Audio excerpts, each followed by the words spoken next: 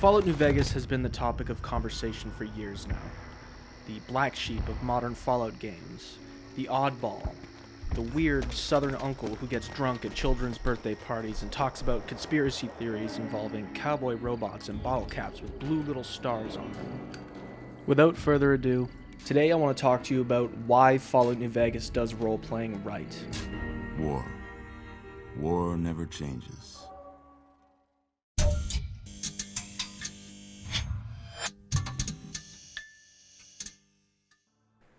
But first, I want to take you back to another time. It's 2010. Red Dead Redemption had just come out, and RPG games like Fallout 3 and Oblivion were hit successes, both critically and by the players. But due to the time frame that these games came out, there wasn't really a standard for those types of interactive games, so these games were like nothing that anybody had really played at the time. Because of the time of the release, there were parts about the game that haven't aged very gracefully over time. Everything had this gross yellow and gray filter over it and looked like the Krabby Patties from SpongeBob from that one scene. The combat was janky and outright hilarious at times, with people literally exploding if you hit them hard enough with a baseball bat.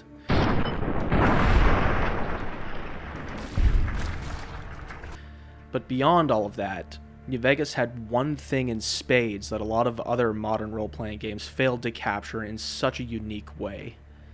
Atmosphere. In New Vegas, you aren't some child of one of the greatest scientific minds on Earth post-nuclear war. You aren't some time-skipping parent looking for their son in a totally new and desolate world gone by. You're a courier who happened to be at the wrong place at the right time. You got what you were after, so pay up. You're crying in the rain, Pally. Guess who's waking up over here? Time to cash out. Will you get it over with? Maybe cons kill people without looking them in the face. But I ain't a fink. Dig? You've made your last delivery, kid. Sorry you got twisted up in this scene. From where you're kneeling must seem like an 18-carat run of bad luck. Truth is, the game was rigged from the start. The game starts you right out of the gate, with an opening that leaves the player questioning, who was that goof with the checkered suit and the two unwashed weirdos hanging out with him, and why did they shoot me? Which sets up the plot fantastically. The game doesn't waste time with long-winded backstories about who the courier was before the game started, or why you even are a courier to begin with. You create your character and begin the game immediately with the freedom to do whatever you want. Want to roleplay as a cannibalistic murderer who preys upon homeless people? Granted.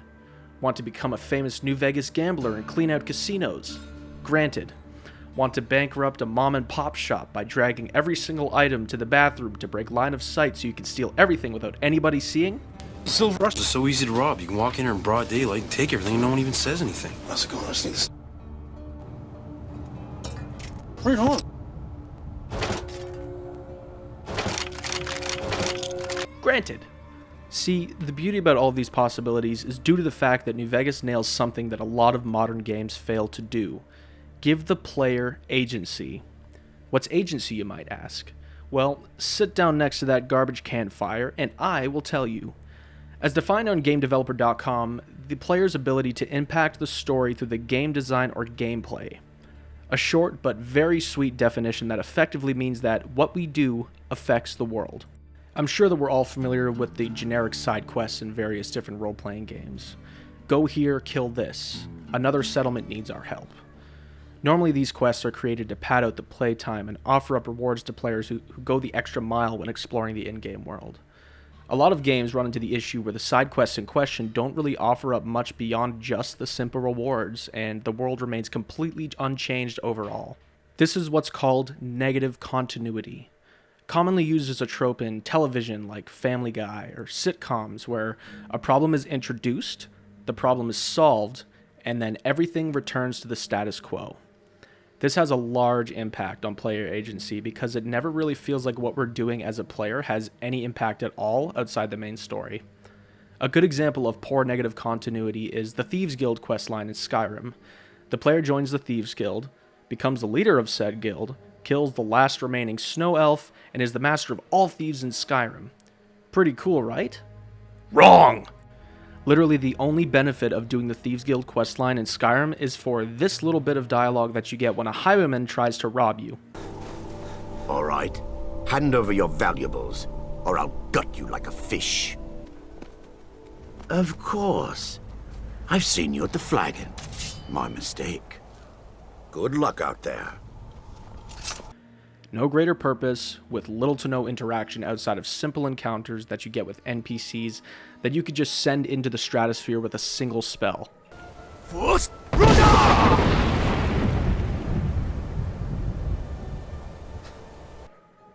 Another example of common negative continuity in games is the presence of essential characters. Normally very specific characters are tagged as essential characters because their existence is literally so important to the plot of the game that they cannot die. A common situation that a lot of players find themselves in is seeing an NPC that has a super cool and unique armor set that they really want to get, but you need to kill the NPC in order to get it. Only to get hit with the classic trope of the NPC being reduced to 1 HP, getting up, and then slapping you across the face with a Gauss rifle. Where New Vegas comes into play, its continuity is anything but negative. Fallout New Vegas throws that trope to the wind as every NPC is killable in the game. You know what that means, don't you?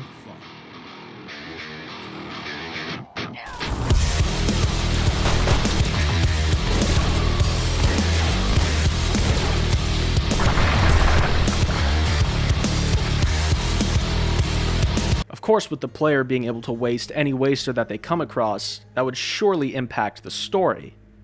Well, yes and no. Because every NPC is killable, obviously if the player kills every major NPC and story device that the game places in front of you, it's going to impact the story negatively. But the game actually has a failsafe in place to stop the player from soft-locking themselves out of the completion of the story. The Yes Man ending.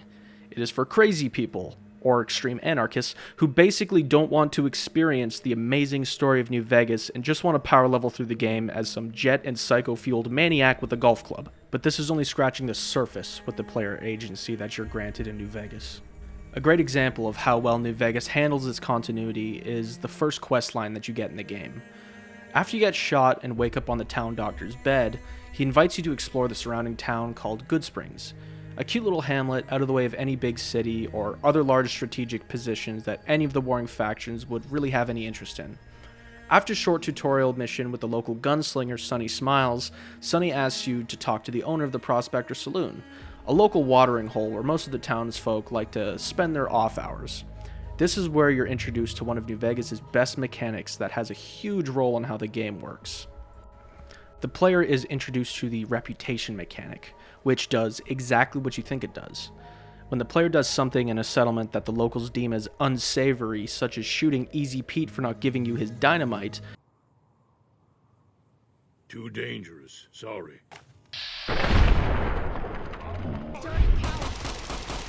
the locals will begin to hate you and attack you. Obviously, if you do stuff like just steal or break into people's houses, they won't outright attack you most of the time.